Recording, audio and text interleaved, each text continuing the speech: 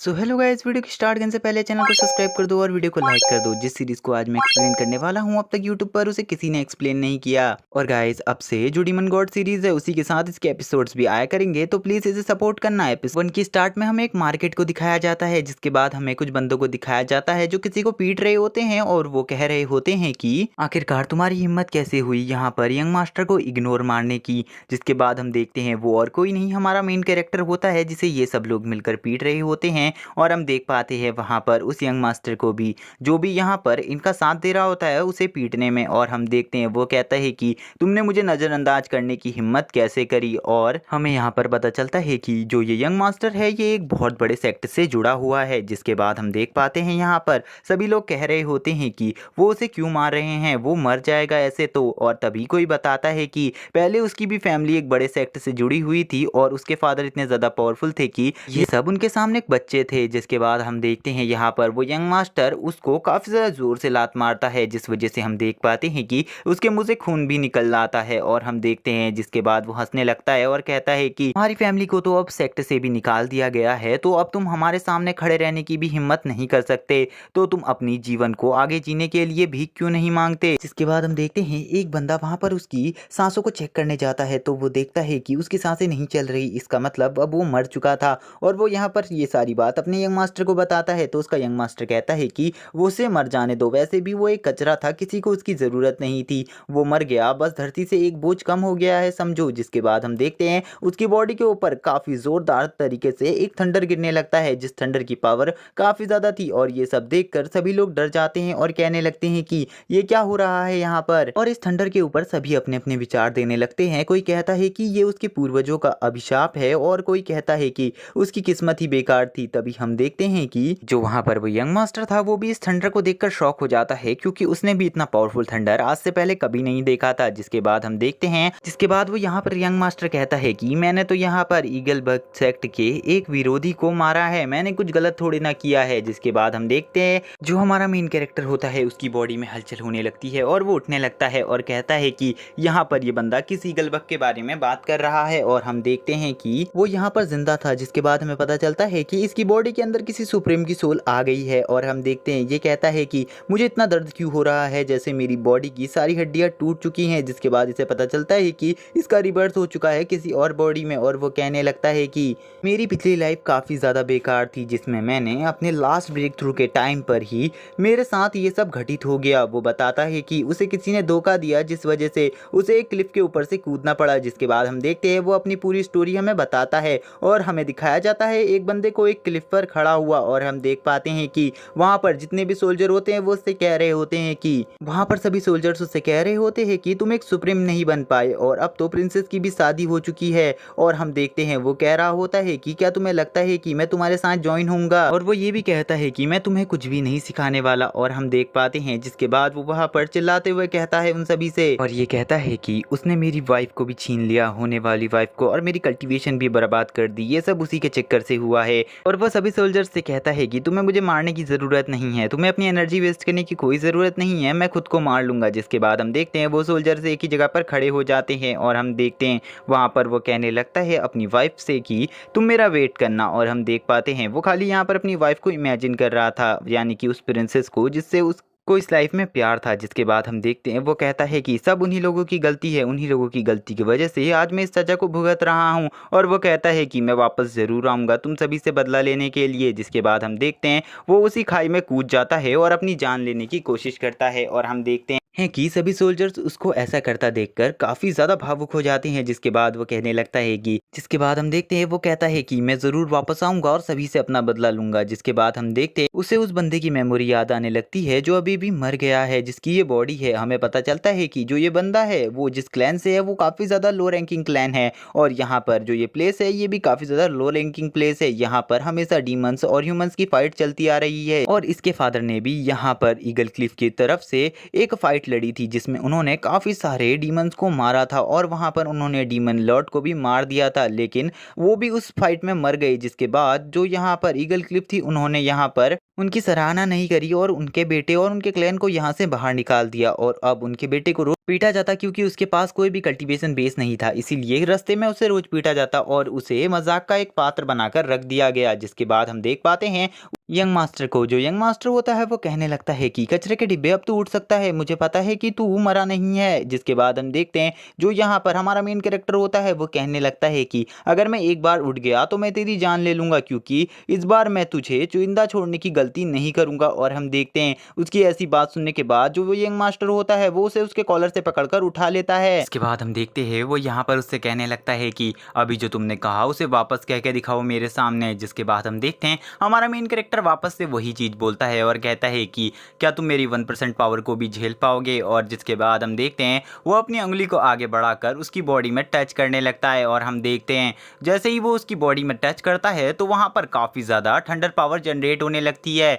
और हम देखते हैं वो थंडर पावर इतनी ज्यादा थी कि उसको संभालने में उसको प्रॉब्लम हो रही थी। और हम देखते हैं उस थंडर पावर के प्रेशर की वजह से वो काफी ज्यादा दूर छटकता है। और हम देखते हैं हमारा मेन कैरेक्टर नीचे बैठा हुआ होता है जहां पर। जिसके बाद हम देखते हैं हमारा मेन कैरेक्टर वहीं से उससे कहता है कि चलो तो क्या तुम मुझे बता सकते हो कि अब तुम्हें मरते हुए कैसा लग रहा है, क्योंकि मुझे पता है कि इतने बड़े शौक के बाद तुम जिंदा नहीं बचोगे। जिसके बाद हम देखते हैं सभी के सामने उसकी बॉडी उड़ती हुई काफी ज्यादा दूर जाकर गिर जाती है। जिसके बाद हम देखते हैं जो हमारा मेन कैरेक्टर होता है वो आगे बढ़ता है और सभी से कहता है कि जाओ और जाकर जो ईगल क्लिफ सेक्ट है उसको जाकर बता दो कि मैं वापस आ चुका हूँ और अब मैं किसी को भी नहीं छोड़ूंगा। इसके बाद हम देख पाते हैं वो यहाँ पर उसी को घूरने लगता है और कहता है कि मैं तुम्हें बिल्कुल भी नहीं छोड़ सकता क्योंकि तुम अब मर चुके हो। और हम देखते हैं जिसके बाद वो अपनी जगह पर खड़ा होकर कहता है कि अरे मैं कोई चीज भूल गया। और हम देखते हैं वो यहाँ पर थोड़ा बहुत परेशान होता है लेकिन उसे याद आ जाता है क्योंकि गाइस मैं बता दूं ये किसी और की बॉडी है और यहाँ पर जो इसकी बॉडी के अंदर सोल है वो किसी और की है, इसीलिए वो थोड़ा बहुत उसे याद नहीं रहता। जिसके बाद हम देखते हैं उसे याद आ जाता है और वो कहता है ठीक है अब मुझे वहां चलना चाहिए। जिसके बाद वो अपने पैलेस में आता है और कहता है पहले हमारी फैमिली टॉप रैंकिंग की फैमिली हुआ करती थी, लेकिन जो हमारे फैमिली के वॉरियर्स थे सभी उन डीमंस से लड़ते हुए मारे गए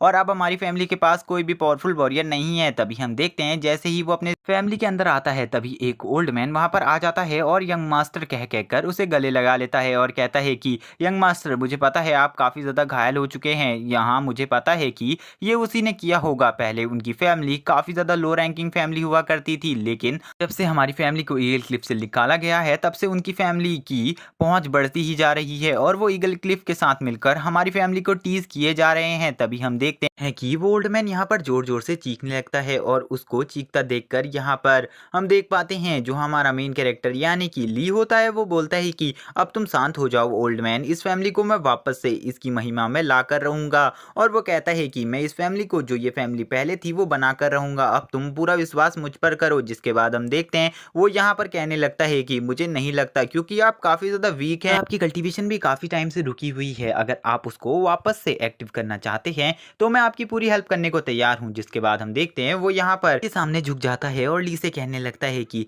मैं आपको ग्रीट करता हूँ। और वो यहाँ पर उसके फादर और मदर के बारे में बात करते हुए कहता है कि आपका बेटा बेकार नहीं है, वो काफी ज्यादा अच्छा है। जिसके बाद हम देखते हैं ली कहने लगता है कि ऐसा वफादार सेवक मुझे कहीं नहीं मिल सकता था, क्योंकि इसकी ईमानदारी देख के तो मैं खुद शौक हो गया हूँ, क्योंकि जब मेरी फैमिली खराब या फिर डूब रही है तभी भी ये मेरा सपोर्ट कर रहा है। तभी हम देख पाते हैं कि यहाँ पर ली किसी से कहता है कि अब तुम भी बाहर आ सकते हो, तुम्हें ज्यादा टाइम तक छुपने की जरूरत नहीं है। जिसके बाद हम देख पाते हैं नेक्स्ट सीन में उसी बंदे को और हम देखते हैं वो एक हॉर्स राइडर होता है और वो यहाँ पर ईगल सेक्ट के तरफ से ही आया था और वो यहाँ पर कहने लगता है कि मुझे लगता है कि अब तुम्हारे एंड का टाइम आ गया है। जिसके बाद हमें इसके बारे में बताया जाता है कि जिस लूगन फैमिली के सदस्य को अभी यहाँ पर ली ने मारा है ये उसी का बड़ा भाई है और हमें पता चलता है कि इसकी पावर काफी ज्यादा है। जिसके बाद हम देखते हैं इससे ली कहता है कि मुझे लगता है तुम यहाँ पर लूगन की तरफ से आए हो, क्योंकि मुझे पता है क्योंकि मैंने अभी थोड़ी देर पहले ही उसे मारा है, इसीलिए तुम यहाँ पर आए हो। और जिसके बाद हम देख पाते हैं कि यहाँ पर उसी का एक सर्वेंट कहता है कि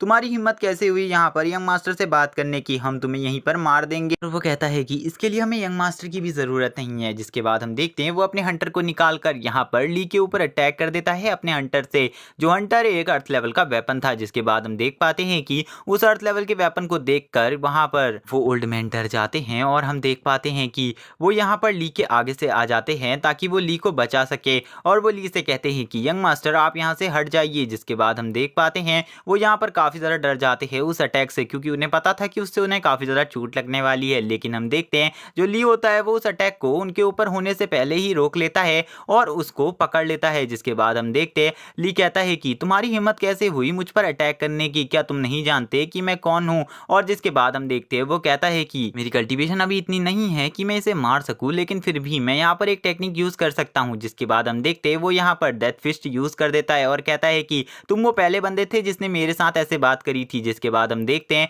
वो वहां पर उस फिस्ट को उसके ऊपर मार देता है और हम देखते हैं उस फिस्ट में से काफी ज्यादा एनर्जी निकलती है, जिसके लगने के तुरंत बाद वो बंदा वहीं पर मर जाता है और वो काफी ज्यादा दूर जाकर गिर जाता है। और हम देख पाते हैं कि जो यहाँ पर ली होता है वो कहने लगता है कि इस फिस्ट को मारने में मुझे कोई ज्यादा तकलीफ नहीं हुई, लेकिन मेरी एनर्जी का काफी ज्यादा लॉस हो गया। जिसके बाद हम देख पाते हैं उस यंग मास्टर को भी, जो भी काफी ज्यादा शॉक हो गया था यहाँ पर ली के इस फिस्ट से। जिसके बाद यहाँ पर बाकी पब्लिक कहने लगती है कि हमने तो सुना था इसके पास कोई भी कल्टीवेशन नहीं है, लेकिन यहाँ पर इसने मार्शल आर्ट के लेवल 2 को अचीव कर लिया है। हम देख पाते हैं यहाँ पर ये सब सुनने के बाद तो वो यंग मास्टर भी शॉक हो जाता है और उसकी सारी पब्लिक उससे कहने लगती है कि ली को मार दो इसी वक्त। जिसके बाद हम देख पाते हैं कि वहाँ पर वही ओल्ड मैन आ जाता है और वो यहाँ पर ली से कहने लगता है कि आप कैसल के अंदर चले जाइए, हम ही सब लोग यहाँ पर मिलकर इनको रोक लेंगे और अंदर नहीं आने देंगे। वो कहता है कि आप अंदर चले जाइए क्योंकि आप काफ़ी ज़्यादा दयालु हैं, इसीलिए हमें पता है कि हम उनसे नहीं लड़ पाएंगे और हम मारे जाएंगे, लेकिन आपको अंदर चले जाना चाहिए। जिसके बाद हम देखते हैं वहाँ पर ली बोलता है कि मुझे अंदर जाने की ज़रूरत नहीं है, मैं इन्हें मार दूंगा। जिसके बाद हम देखते हैं कि वो यहाँ पर कहने लगते हैं ओल्ड मैन की अगर आप मारे गए तो मैं आपके पूर्वजों को क्या जवाब दूंगा। और वो यहाँ पर कहने लगते हैं कि हम आपकी लाइफ को बचाने के लिए कुछ भी कर सकते हैं और कितने भी टाइम तक यहाँ पर फाइट कर सकते हैं, इसीलिए आप अंदर चले जाइए। जिसके बाद हम देखते हैं उस यंग मास्टर को, जो यंग मास्टर होता है वो यहाँ पर हंसने लगता है और कहता है कि ओल्ड मैन तुम्हारी वफादारी पे मुझे कोई शक नहीं है, तुम काफ़ी ज़्यादा वफादार इंसान हो मुझे पता है, लेकिन मैं तुम सबको यहाँ पर एक टास्क देने वाला हूँ। और वो यहाँ पर कहता है कि अगर तुम सब मेरे सामने सर झुका लो और मुझे 3 मार्शल आर्ट टेक्निक दे दो, जिसके बाद मैं तुम सबको मार दूंगा और यहाँ पर ली को जिंदा छोड़ दूंगा, और अगर तुम ऐसा करते हो तो मैं उसको जिंदा छोड़ दूंगा लेकिन बस उसकी कल्टीवेशन को डिस्ट्रॉय कर दूंगा। क्या तुम सभी मेरी बात से सहमत हो और मेरे को ये करने दोगे? जिसके बाद हम देख पाते हैं जो ओल्ड मैन होते हैं उनका आंसर वो कुछ नहीं बोल पाते और हम देखते हैं वो थोड़ा बहुत डरे हुए होते हैं। जिसके बाद वो यंग मास्टर कहता है कि मुझे पता है कि तुम सब लोग मिलकर भी मेरा सामना नहीं कर सकते, इसीलिए मेरे सामने झुक जाओ। लेकिन हम देख पाते हैं